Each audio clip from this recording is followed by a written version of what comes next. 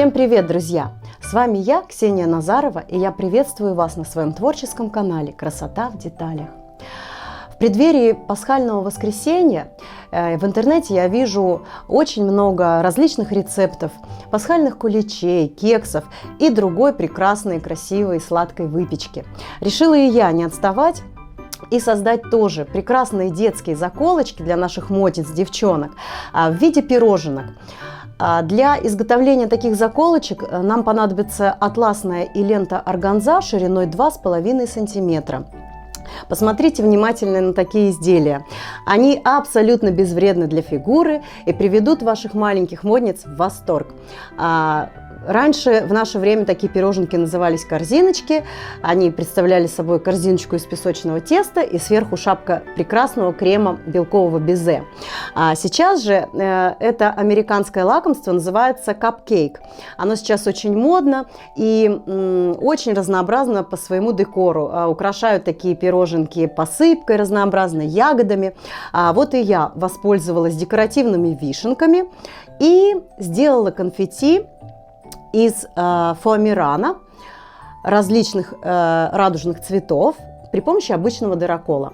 Подробнее обо всем вы узнаете в сегодняшнем моем мастер-классе.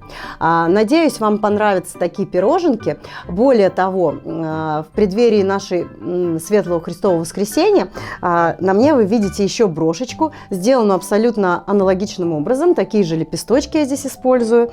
Но это у меня такое гнездышко пасхальное. Яички сделаны из самозастывающей полимерной глины, которая очень-очень приятна в руках. Можно доверить своим детям, привлечь их к творчеству. Она очень легко лепится, яички за 5 секунд вы можете такие сделать, и подсыхает она в течение дня. И потом можно декорировать это гнездышко вот такими различными разноцветными пасхальными яичками. Друзья, если вам понравился мой мастер-класс, жду от вас лайков, комментариев, подписывайтесь на мой канал, чтобы не пропустить новинки, и давайте начнем наш видеоурок. Итак, друзья, чтобы сделать нашу вот такую аппетитную сладкую зефирку, нам понадобятся атласные ленты шириной 2,5 см, 3 либо одного оттенка, как вы захотите. Я вот выбрала вот такие вот аппетитные кремовые оттенки для изображения такого крема нашей пироженки. Каждая лента атласная продублирована также лентой органзы аналогичной ширины 2,5 см. И сплавлены они уже заранее между собой при помощи пинцета и огня зажигалки. Вот таким вот образом. Для одного лепесточка нам понадобится отрезок органзы и отрезок атласной ленты длиной 15 сантиметров.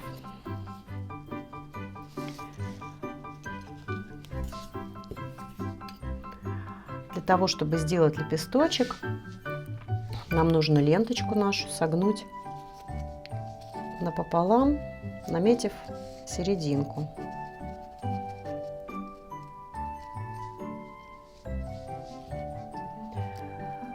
Складываем нашу ленточку вот таким вот образом, чтобы лапки были одинаковые между собой, для того, чтобы сложить их вот таким вот образом. Далее мы возьмем иголочку с ниткой и будем закреплять наш лепесточек.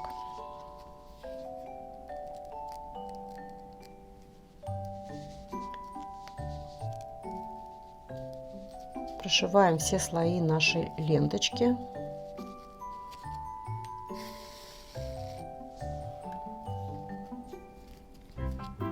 Таким вот образом. И краешки, те, что слева, складываем по очереди уголком вниз. Сначала один слой, затем другой.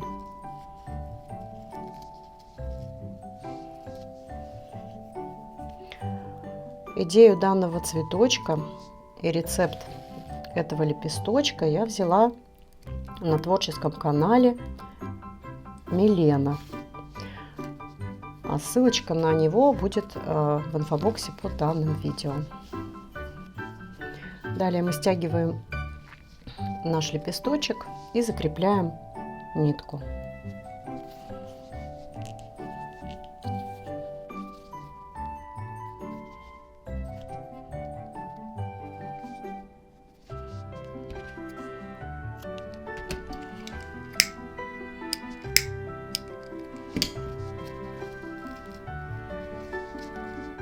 Вот что должно у нас получиться. То же самое сделаю и с лепесточками других оттенков. Такие вот лепесточки у меня получились.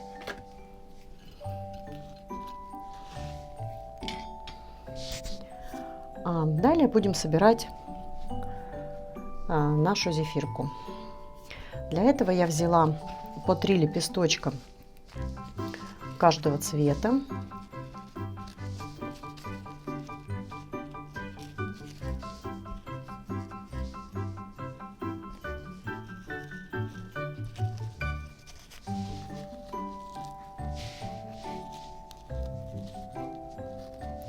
И для серединки зефирки можно взять 2 лепесточка, либо разных цветов, либо одного цвета. Я возьму 2 разных цвета, сиреневый и желтый. Из них мы будем формировать серединку нашего цветочка, нашей зефирки. Так, при помощи термоклея я склею по 3 лепесточка каждого цвета.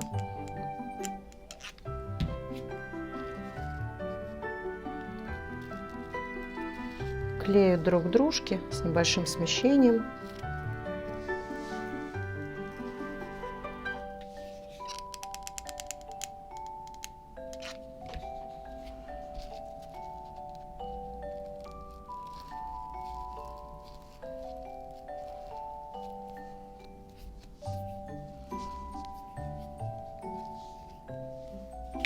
Далее 3 заготовочки наши разных цветов мы склеиваем в одну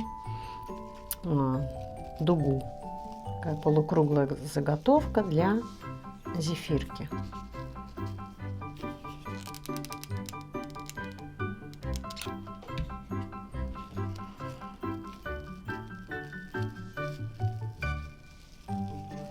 Вот что должно у нас получиться, из чего мы делаем основание нашей зефирки.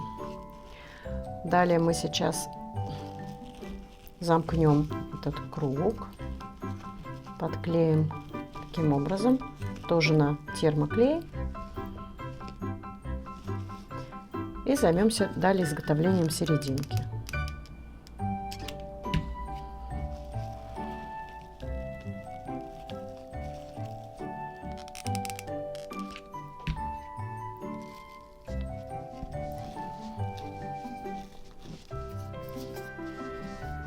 А для серединки скрутим один лепесточек наподобие розочки таким вот образом и закрепим термоклеем тоже.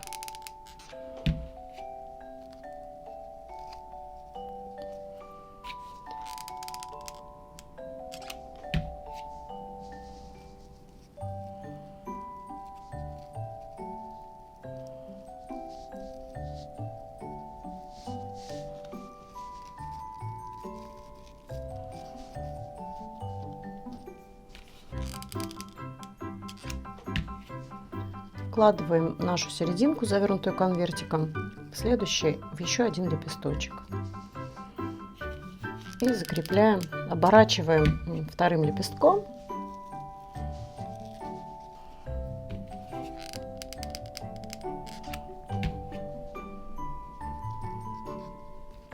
Серединка для нашего пирожного готова. Далее нам понадобится основание в виде кружочка из фетра диаметром 3 сантиметра. низ зефирки мы сделаем из этого кружочка. Впоследствии мы будем туда крепить заколочку или брошку, либо резиночку для волос. Основание готово. Теперь вклеим серединку.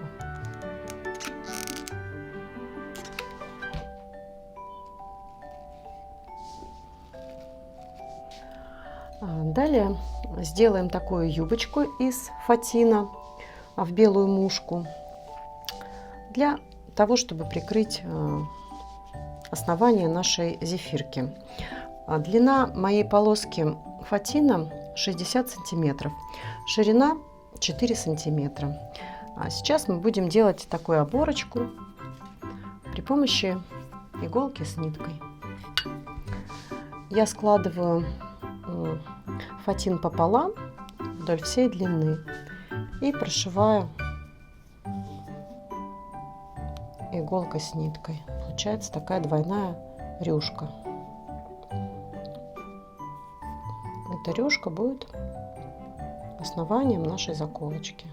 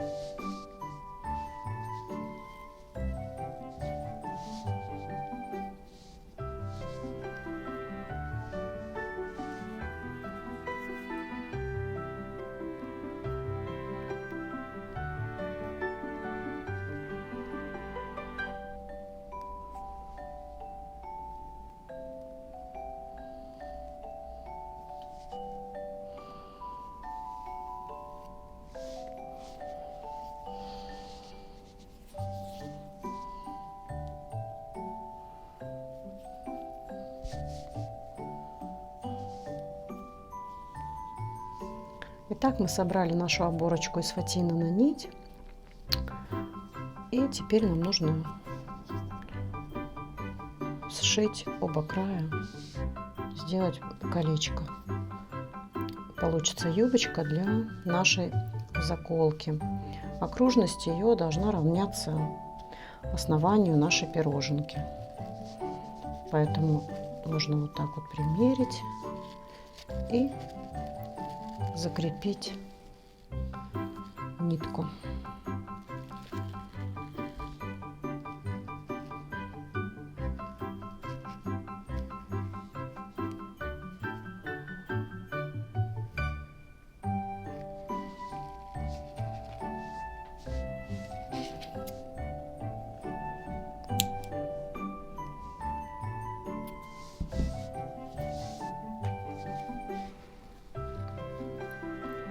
Расправляем нашу оборочку, делаем ровные складочки и подклеиваем при помощи термоклея к основанию нашей пироженки.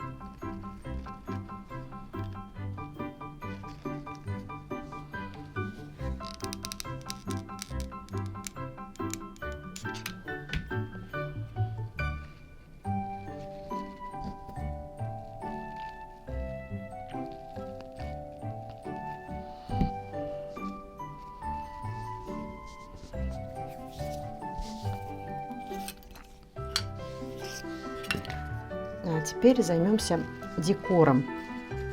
нашего сладкого такого украшения. Для того, чтобы придать ему большую реалистичность, я решила сделать такую посыпку, имитацию разноцветной посыпки сладкой, для того, чтобы это было больше похоже на пироженка. Также у меня есть вот такие вот декоративные ягодки, которые тоже смогут сойти за роль такой вишенки на торте. Я тоже вклею в наше изделие.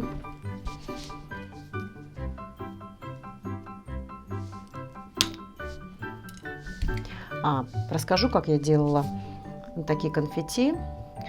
Делала я их при помощи обычного дырокола и фоамирана шириной 1 мм, различных таких конфетных ярких цветов. Значит, мы берем дырокол, прокладываем обязательно наш фоамиран листочком ватмана тонкого и начинаем штамповать наши кружочки.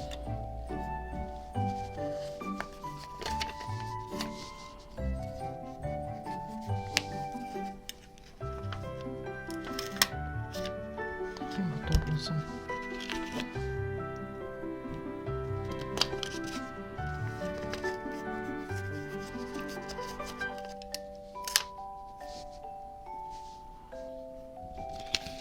Вот такой вот симпатичный декор у нас получился.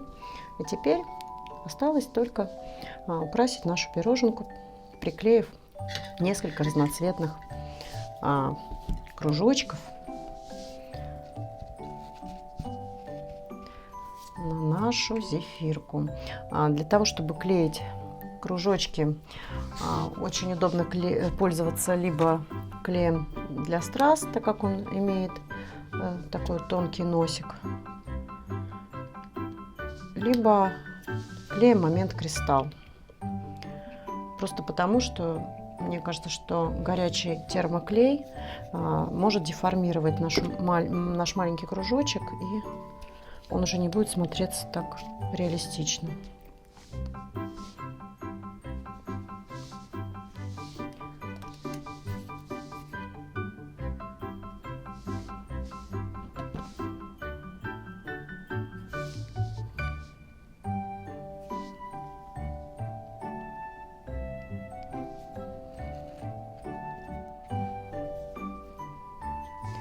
И посыпка наша готова. Теперь осталось вклеить нашу вишенку в зефирку.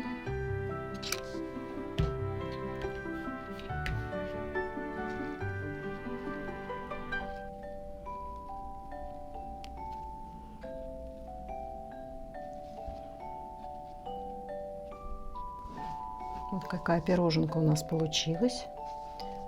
Можно ее посадить на заколочку, либо на резиночку.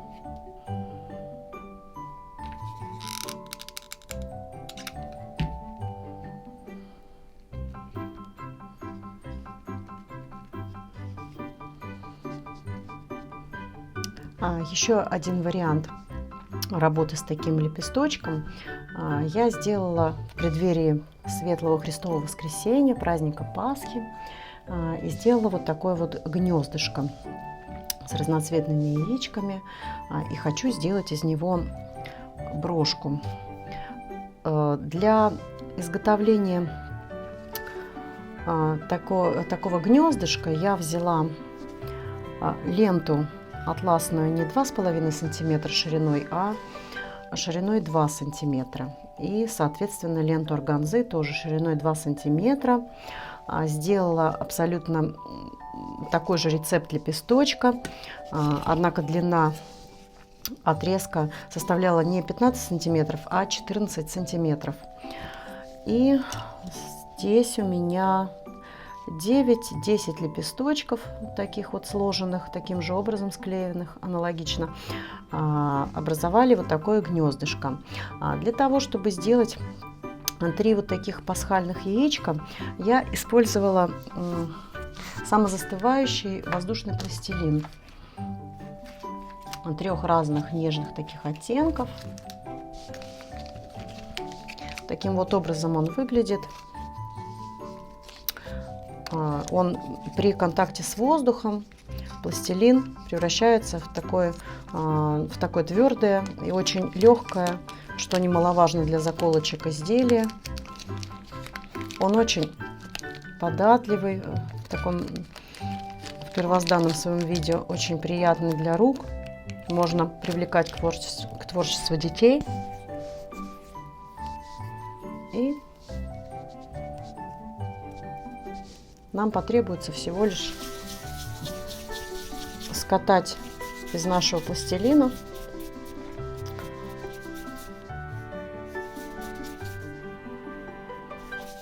вот такой шарик или овал в форме яичка. Ой, катился. Придаем нашему шарику такую овальную форму и даем застыть ему несколько часов на воздухе.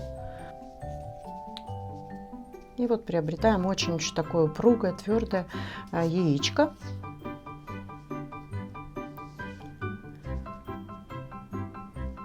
Они у меня уже готовы, они уже застыли. Теперь останется только вклеить их в наше гнездышко. Может быть, это будет 5 яичков, как вы захотите. Можно даже еще 4 здесь вклеить.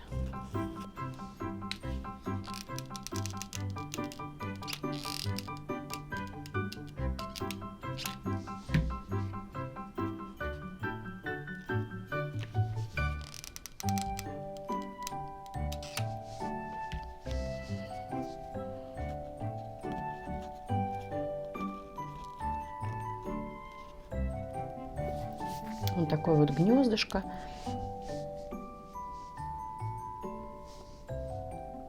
Можно украсить его каким-то декором.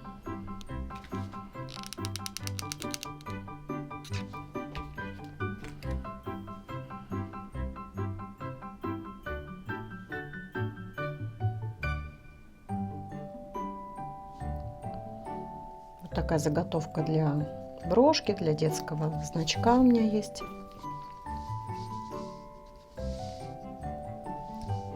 И при помощи термоклея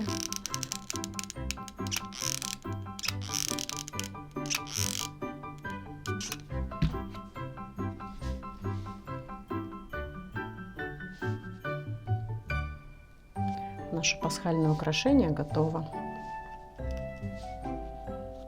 Вот такие вот интересные украшения у нас сегодня получились. Если вам понравился мой видеоурок, поставьте, пожалуйста, лайк, подписывайтесь на мой канал, чтобы не пропустить новое и интересное. До новых творческих встреч. Пока-пока.